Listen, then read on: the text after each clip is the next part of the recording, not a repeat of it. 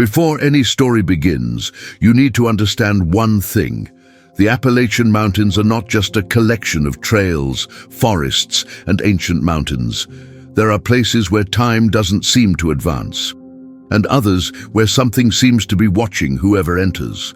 Those who live nearby learn early on that there are areas that should not be crossed after a certain time. Not out of superstition, but from experience. When the sun begins to disappear behind the trees and shadow takes over, the land, the environment, changes almost imperceptibly. The wind becomes irregular, natural sounds begin to fail. It's not an ordinary silence, it's a pressing silence. Many report the same initial sensation, a tightness in the chest, a shiver that runs up the spine, and the clear impression that the forest has noticed their presence. The Appalachian Mountains contain real stories of ordinary people who entered thinking it was just another trail and came out different.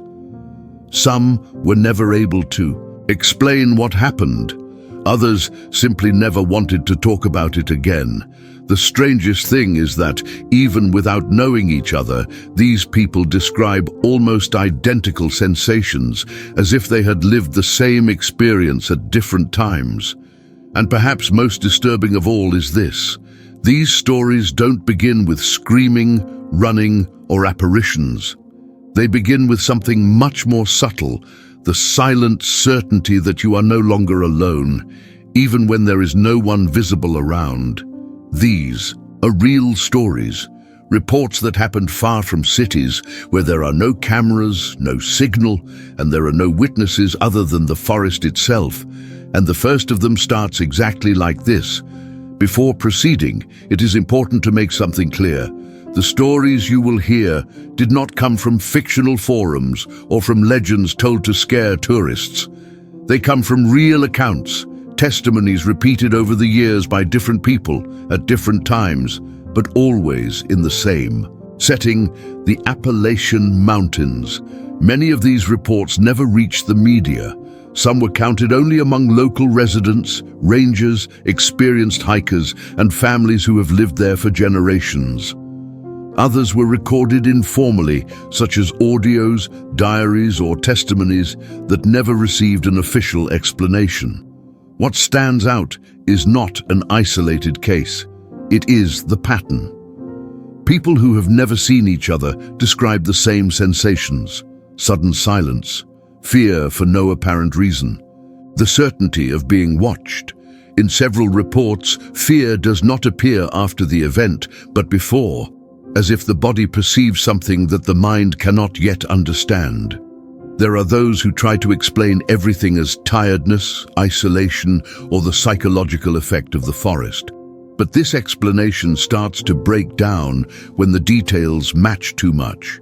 Same times, same types of sounds, same feeling of presence, and in some cases, the same final decision, never to return. This is not a warning to cause panic.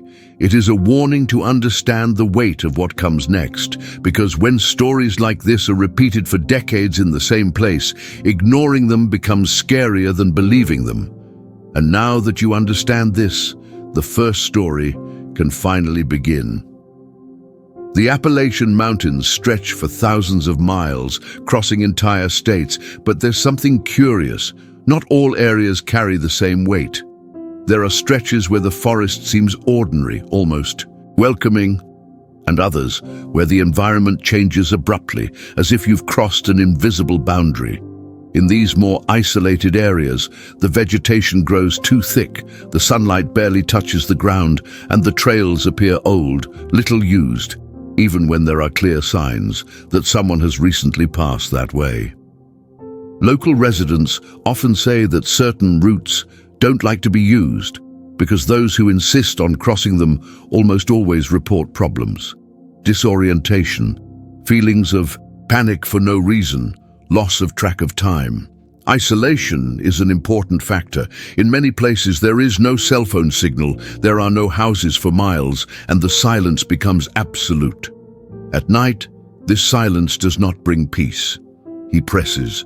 Experienced hikers say that the behavior of the forest changes after dark, as if something took control of that space. There are also small villages, far from the main roads, where strange stories are not told to visitors. In these places, fear comes not from exaggerated legends, but from personal experience. People who learned the hard way that some areas of the Appalachian Mountains should not be explored out of curiosity. It is in this scenario of dense forest, extreme isolation, and stories repeated in whispers that the most disturbing reports emerge, not in big cities, not on tourist trails, but in forgotten spots where no one listens when something goes wrong. And it is exactly in one of these places that the first story begins. He was not a tourist. I wasn't there out of curiosity. I had known those trails since I was young and had been through the Appalachian Mountains dozens of times without any problems.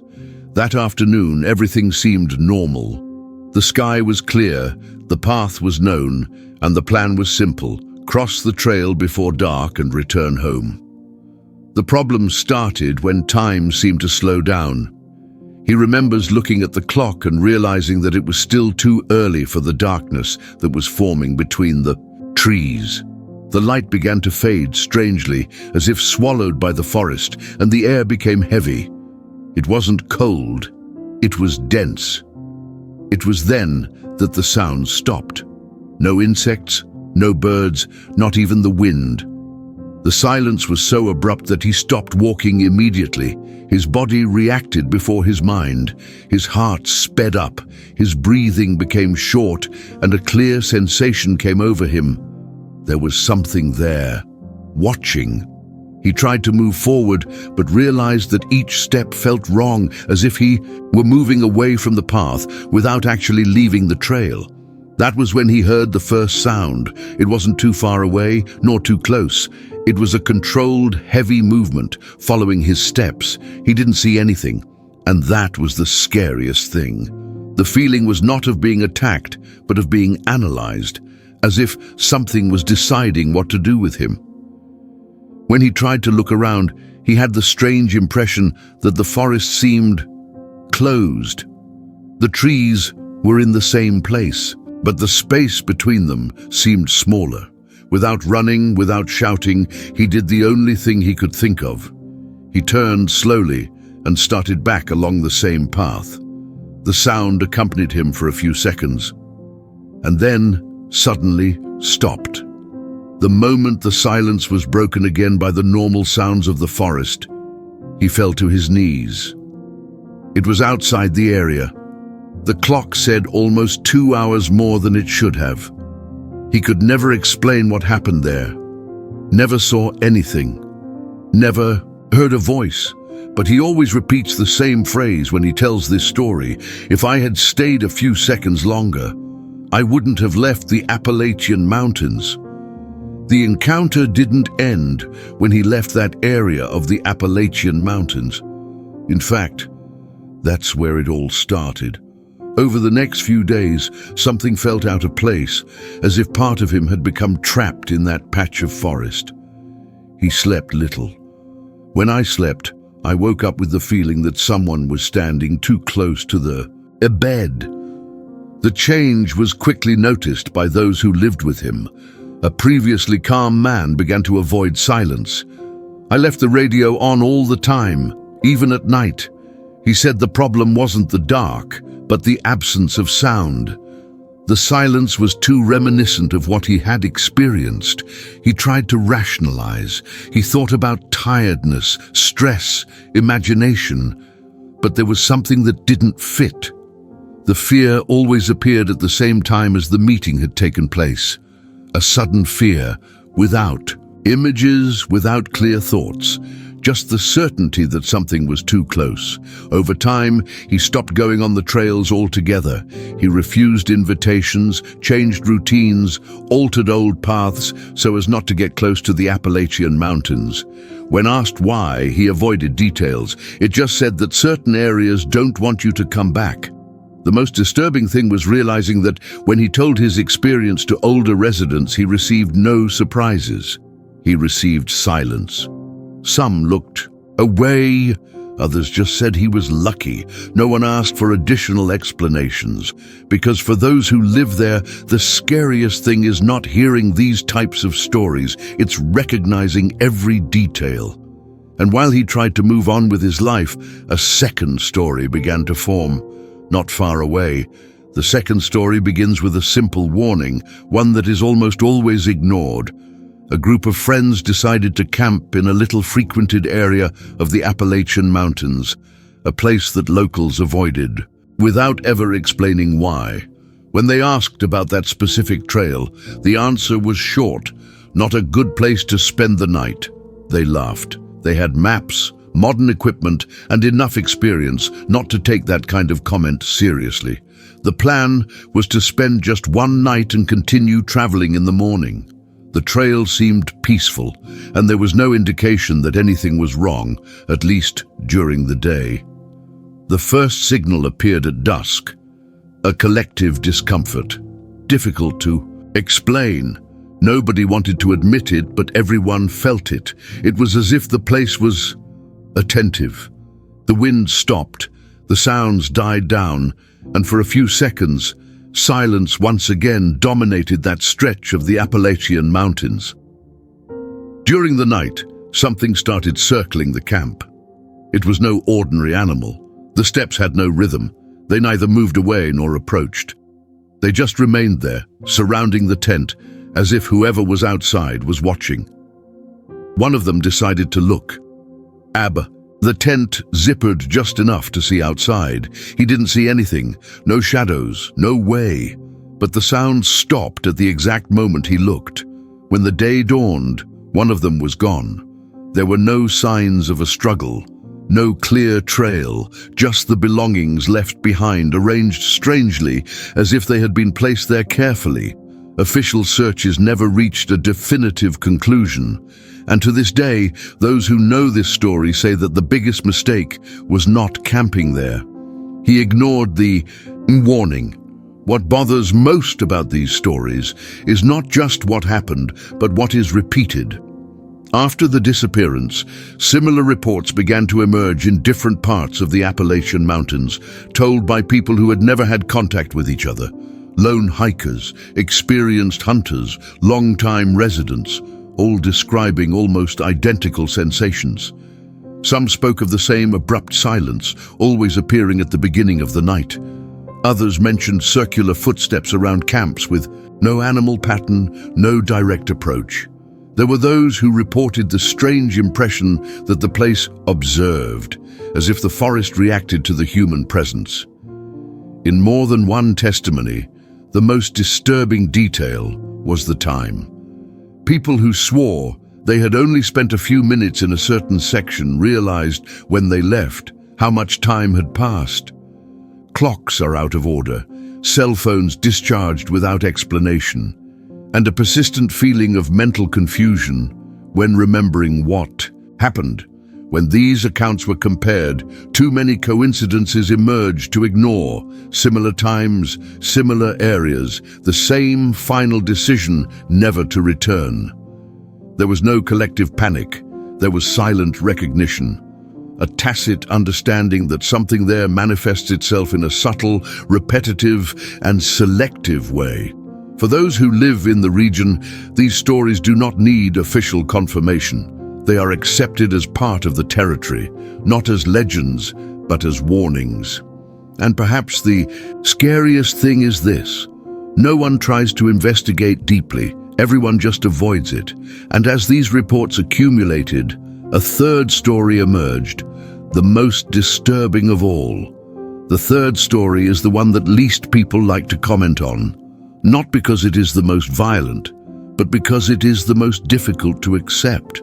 It involves someone who knew the Appalachian Mountains deeply, someone trained to remain calm in extreme situations. A ranger was patrolling a remote area, a stretch rarely accessed even by professionals. It was a simple round, done many times before. The radio worked, the weather was stable, and there were no records of recent incidents. Still, upon entering that specific sector, he felt something he had never felt before. the immediate certainty that he shouldn't be there. A few minutes later, the radio began to fail. Not completely, just enough to distort voices. Among the squeaks, he heard something strange, his own name. Not once, 3 times. Always in the same tone, calm, too close. He stopped.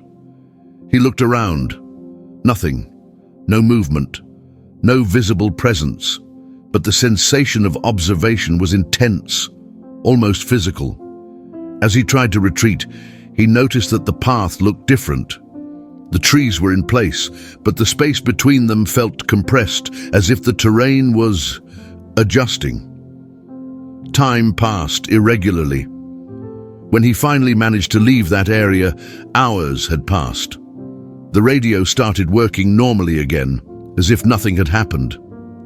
No crashes recorded, no missed calls.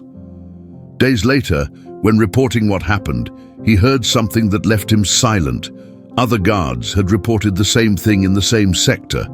The radio, the name, the feeling of not being alone. Since then, that particular area of the Appalachian Mountains has stopped being patrolled, not by official order, but by consensus. When these accounts are placed side by side, something begins to stand out.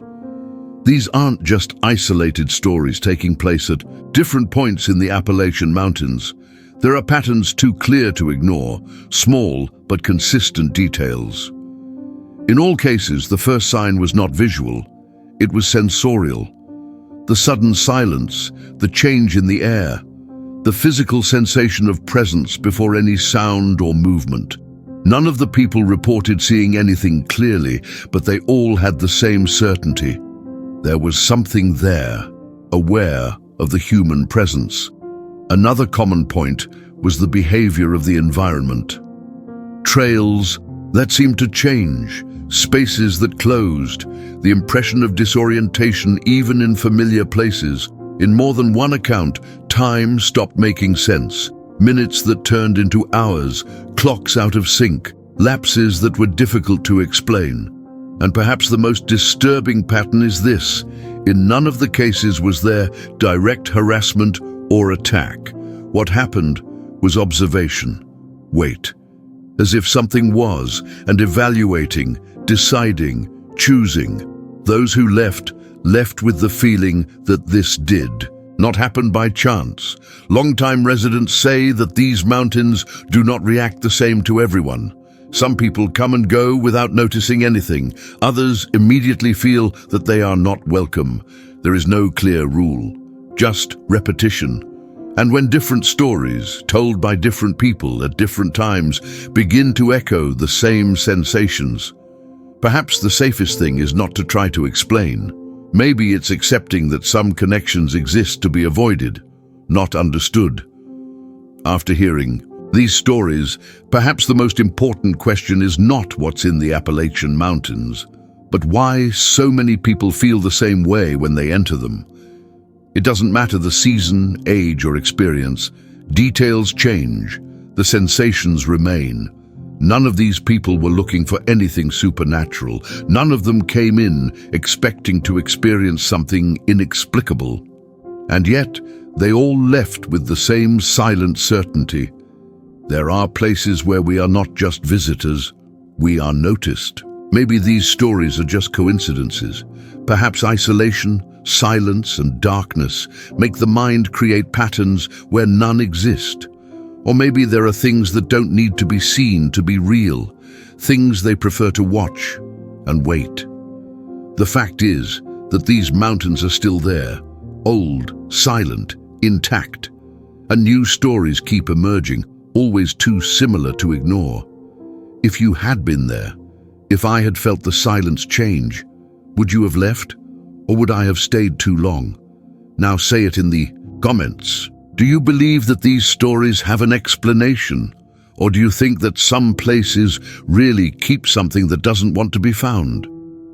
Have you ever had the feeling that you entered a place where you were not welcome, even though you saw absolutely nothing strange? What if I told you that thousands of people report this exact same feeling when they step foot in the Appalachian Mountains? We are not talking about ancient legends or exaggerated stories from the internet, but about real stories, repeated experiences and testimonies that span generations. Stories that begin in a common, almost banal way and end with people swearing that something there didn't want to be seen, just felt. The Appalachian Mountains are not just a natural setting. They are too old, too extensive, and too silent to be just landscape. Experienced hikers, local hunters, long-time residents, and even trained professionals describe the same thing. The silence that comes suddenly, the air that feels heavier, the uncomfortable feeling of being watched. It's not immediate fear, it's something deeper, more instinctive, as if the body itself perceived a danger before the mind could explain it. Maybe you think this is just a psychological effect, isolation, tiredness, imagination, stimulated by the dense forest. But then comes the question that no one can easily answer. Why do different people at different times in different parts of the Appalachian Mountains describe practically identical sensations? Why are details repeated so precisely? The time, the silence, the change in the environment, the certainty of presence. Too much coincidence starts to look like carelessness. The most unsettling thing is that these stories rarely begin with anything overtly supernatural. There are no monsters appearing out of nowhere. There are no immediate chases. It all starts subtly, a step that sounds different, a sound that does not match nature, an instant in which the forest seems to stop to listen. It is at this moment that many people report the same decision. Either you leave or something changes forever. The Appalachian Mountains carry a quiet reputation among those who live near them.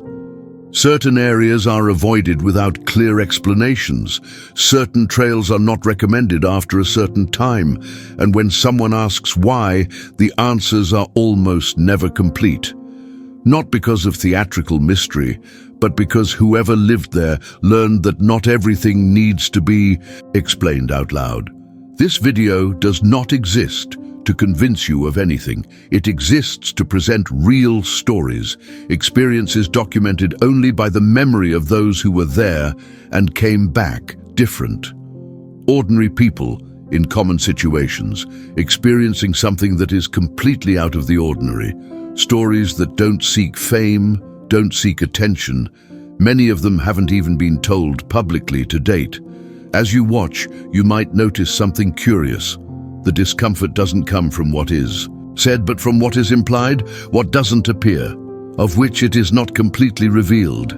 Because the real terror of these stories is not in supernatural creatures or explanations, but in the idea that there are places where we are not just visitors. We are noticed. And now, before the first story really begins, think about this. If so many people felt the same way in the Appalachian Mountains, in silence, away from cameras and witnesses, what exactly did they find there? Or maybe the right question is something else. What found them first? Before moving on to the next part, I need to ask you something important. If you've been following this far, it's because this content has already made you think, feel, or question something. So don't watch passively. Understanding the content is essential because these stories are not just entertainment. They carry patterns, alerts, and details that only make sense when you really pay attention. So I want to know, what has caught your attention the most so far? Was it the sudden silence, the feeling of presence, or the fact that so many people reported the same thing in the Appalachian Mountains? Leave it in the comments. Your comment helps the video reach more people and also creates a space for others to share similar experiences. If this content makes sense to you, leave a like. This shows the algorithm that this type of story needs to continue to be told. And if you're not yet subscribed to the channel, subscribe now, because the next reports delve even deeper into what happens in these places where almost no one wants to talk, but everyone seems to recognize it. Now take a deep breath, because the next part goes even further. After hearing reports like this, many people believe that fear only arises when something happens explicitly. But in the Appalachian Mountains, fear rarely comes screaming. It settles in slowly, first as a slight, almost imperceptible discomfort, then as a doubt. And when you realize it, you're already questioning your own senses. People who have gone through these experiences often say that the most disturbing thing was not the exact moment of the event, but what came before. That strange feeling that something was wrong, even when everything seemed normal. In many reports, the environment does not change suddenly. The trees are still there, the path looks the same, the sky shows nothing out of the ordinary. Still, something breaks the balance. The silence comes abruptly, as if the forest had held its breath. And this detail appears so frequently that it starts to bother you. It is not a natural silence of rest or tranquility. It is an attentive, almost conscious silence. Those who have experienced this often say that the body reacts before the mind, with the heart racing for no reason and an inexplicable desire to leave. Another point that is repeated is the feeling of disorientation. Experienced people who knew the region well reported difficulty recognizing trails that they had already traveled several times. Paths seem longer, curves appear where they shouldn't exist. Time is no longer reliable. Some believe they only spent a few minutes in a certain section, only to discover later how many hours had passed. This type of report does not appear once or twice. It appears recurrently, always in similar areas, always accompanied by the same type of psychological discomfort. There is also something curious about the behavior of those who return from these experiences. Many avoid sharing details, not because they're afraid they won't be believed, but because they say talking too much feels wrong. As if reliving that in words brought back the same sensation. Some change habits, avoid silence, keep radios or televisions on at night. Others simply move away from the region altogether. They don't care to understand what happened. They prefer to accept that certain places do not need to be explored to the limit. And perhaps that's what makes these stories so different from common legends. There is no exaggeration, there is no spectacle, there is no attempt to impress. They are contained reports, often interrupted in the middle, as if whoever was telling them realized that they had already said more than they should have.